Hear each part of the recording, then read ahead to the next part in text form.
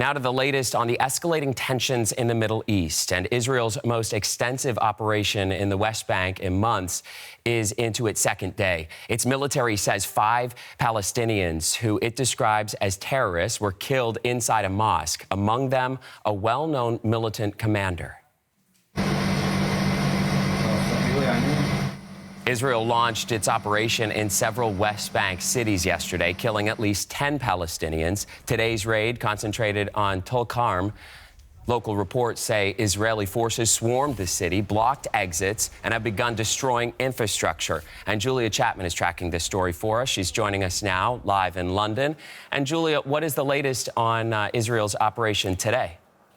Well, Chris, the Israeli Defense Forces say that this attack on Tulkarm killed an Islamic Jihad commander, Mohammed Jaber, known as Abu Shujaa. The IDF says that he was responsible for a number of attacks against Israelis, including one fatal one in June. He's been on their wanted list for some years now, so the Israelis will be pointing to this operation as something of a success, justifying the operation that began yesterday across several cities in the occupied West Bank, including Tulkarm and Jenin. There are hundreds of IDF forces in the territory, backed by drones and helicopters, as this operation carries on into a second day. There are telecommunication outages in parts of that area as well. And the IDF says that the reason for this operation is to help protect Israeli civilians, to make them safer, as well as stemming the flow of Iranian weapons they say have been arriving in the territory. And what reaction are we hearing to all of the West Bank escalations, Julia?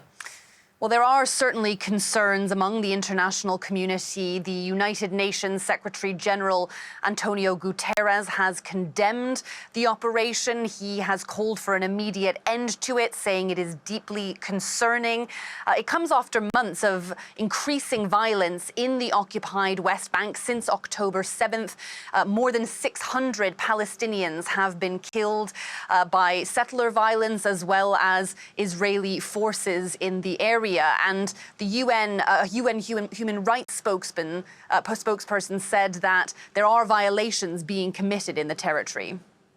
Thousands of Palestinians have also been arbitrarily arrested and tortured, subjected to unrelenting settler violence, severe restrictions on their movement and expression, with their homes and property destroyed or seized, or forcibly displaced. Israel, as the occupying power, must abide by its obligations under international law. The Israeli security forces' use of airstrikes and other military weapons and tactics violates human rights norms and standards.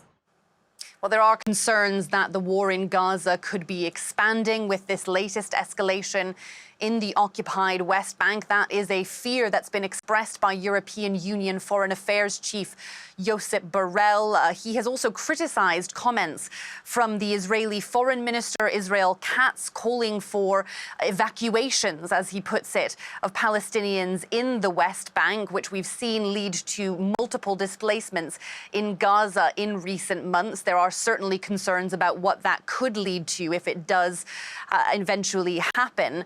Josep Borrell has also said that he has suggested to European Union members that some Israeli ministers could be sanctioned for hateful comments that they have been spreading online. And meanwhile, the United States has said that it defends the Israeli operation. It says that Israel has a right to defend its own security, but it has also urged Israel to do everything it can to protect civilian lives.